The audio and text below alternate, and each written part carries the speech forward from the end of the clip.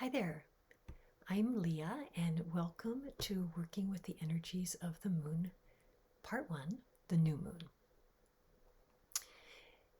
No matter how you conceive of how we've come to be alive on this incredible planet and what purpose there may or may not be to any of that, we are of the earth with bodies and the sustenance to fuel those bodies coming from the earth. And that means we're affected by her rhythms. And one of the most basic earth rhythms is the rhythm of the moon. And because your understanding of the moon's cycles might have gotten shoved back into some deep recess of your mind, I'm going to start with a little astronomy presentation. And we have some visual aids here in the form of my very own head and my very own hands to help us do that. So my head, for the purpose of this video, will be the Earth. This shining out hand will represent the sun, and this hand will be the moon. And of course, the scale of this is all wrong, so, just be playful. Go along with me here. This is just a reminder of what goes on with the moon, the sun, and the earth. So, the moon goes around the earth roughly every 28 days.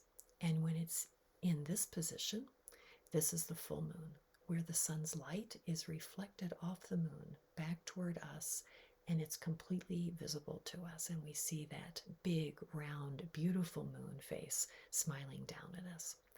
And when it's over here, the moon is between the earth and the sun, and all that reflected light shines back toward the sun, and we see none of it. This is the time of moon dark, otherwise known as the new moon, and it lasts just a minute. Well, actually, there are about 3 nights when the moon is invisible to us, and then she starts to wax, growing larger to back here, where we see the quarter moon, which actually looks like a half moon, but that can get kind of confusing. Anyway, and then she keeps growing until she comes around to full again. And occasionally things line up exactly perfectly during the full moon so that we also get a lunar eclipse. And that's where the earth blocks the sun's light, not entirely, because the sun is so huge and we are so tiny that we see the shadow of the earth passing over the face of the moon. And in a similar, though completely opposite way, sometimes things line up just right during the new moon, where we also get a solar eclipse, where the moon blocks all but the outer edges of the sun. And then it becomes nighttime in the middle of the day, and we see only the fiery edge of the sun shining out around the darkened moon body, at least darkened from our perspective. So how do we work with all of this? Other than a cool astronomical phenomenon, how's it relevant? Well, speaking of the new moon specifically in the over here position, as the moon turns to face the source of her light, she gives us a model for turning to face the source of our own light, however we conceive that to be. New moons are turning inward times, a chance to pause from all the busyness, all the activity that seems to consume us, a chance to be still. And that's the essence of it.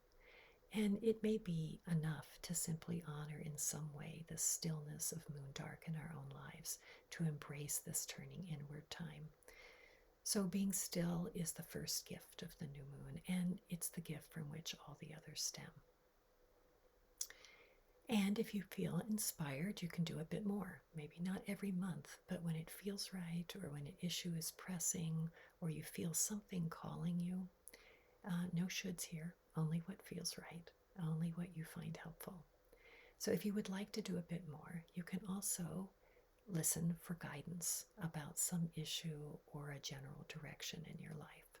So as the moon faces the source of her light, you can do the same, turning to face the part of you that knows, that inner knowing, capital K knowing, that part of you that intuits, that senses where you need to move, what's needing attention or calling to you, and what the best next steps are for responding to that call.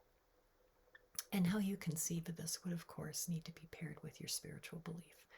So if you're of a scientific bent that just doesn't let you believe in a personal God or guidance from the outside, no problem. The guidance you seek would be from your own sweet soul, just being still and listening to your deep wisdom about whatever issue is pressing you on you or whatever's calling to you.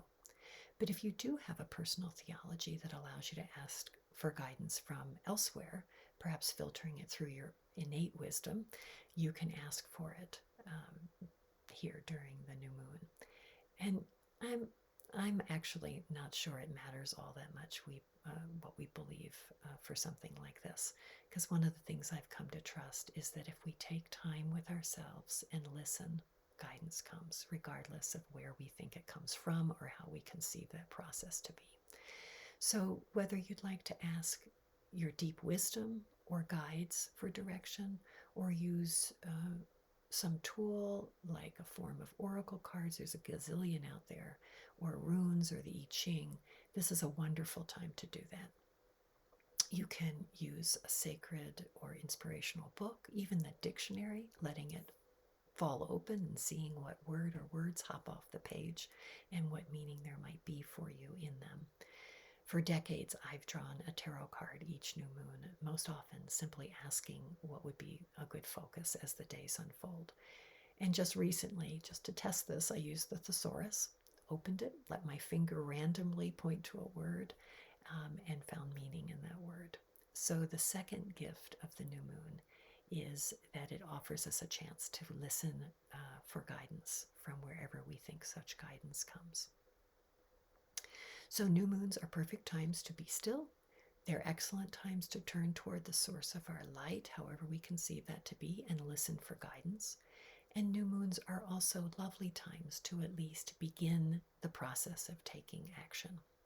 We know that no pause lasts forever and that the natural world is never stagnant, particularly the moon, which is always either waxing or waning, expanding or contracting, being extroverted or returning to a more introverted state, except for those, infinitesimally small pause points we imagine at the new and the full moon.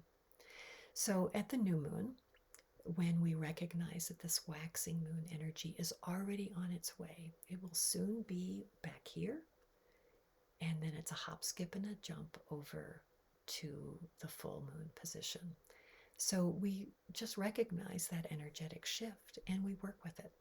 How? Well, by moving the guidance we received into some form of action. If you've gotten a message that it's time to have that challenging talk, or begin that project you've put off for a while, or take time to support the needs of your constant companion, your body, well, you can begin that with the new moon. And here at this new moon phase, we're just looking at the start of that process, not full-blown implementation. But since we can, begin to feel that expansion, if we catch that wave, it will carry us. Not in a passive sort of way, because surfing is by no means a passive sport. But when we sync our personal rhythm and behavior with that of the moon, we get a lot of help from the moon, moving us in our chosen direction in a way that's supportive of our growth. But what does this look like? So if you've consulted an external source of guidance, you can place the card or the rune or the I Ching hexagram or the passage from one of the sacred or inspirational books that you've looked at. You can place that where you'll see it throughout the month. You could meditate or journal a conversation with it to let it draw you into its deeper meanings. And beyond that, it depends on what's calling you. If you feel it's time to practice gratitude or open to joy, you can begin a joy or gratitude journal. If it's time to pay attention to your finances, you could commit to writing down every single cent you spend over the next couple of weeks. You might set an intention and craft an affirmation from that intention, one that you tape to your bathroom mirror or use as your screensaver or place on your altar if you have one. Now again, the new moon isn't a time for any sort of active push. It's primarily about stillness and listening. But as the moon begins to wax, that's when you might take some sort of action. When you'll work with your affirmation, when you'll journal or begin sitting for 5 minutes of meditation in the morning, or whatever you feel is calling you. And if it doesn't feel right to lock yourself into a specific area of growth, that can be your intention, to be wide open to whatever happens. And that can be an affirmation visibly placed and repeated often over the next few weeks, because remembering is half of it, right? So I don't know if you caught that acronym I just laid out. Be still, B, listen, L, take action, T. Sounds like a BLT to me. Don't you just love silliness? So perhaps you'll choose to be still, at least for a few moments, sometime around this new moon, or any of them. And remember, we have a 3-day window, which includes the day before and the day after the new moon itself, to make the most of this energy. But you also might decide to listen for guidance through one of the ways I mentioned, from simply tuning in through something more overt. And then you might also want to add the tomato to the BLT as you catch that wave through taking some sort of action as the days move on, and as that tiny little sliver becomes visible in the western sky just after sunset and begins to grow larger and larger and larger towards the full. The wave's going to be there no matter what we do. But if, like the surfer, we get our little board in position and look toward the wave itself and catch its energy, it will lift us and carry us to the shore of our future. And things will certainly go much more smoothly for us if we work with that wave rather than stubbornly pushing against the flow. And just imagine how our life would unfold if every month we welcome the new moon by becoming still as we turn to meet the source of our own light, by listening to what that source is telling us, urging us to do and to be, and by taking action to grow that very intentionally. Just wow, right? So that's what I got for now. And there's also another post here on with a new moon meditation.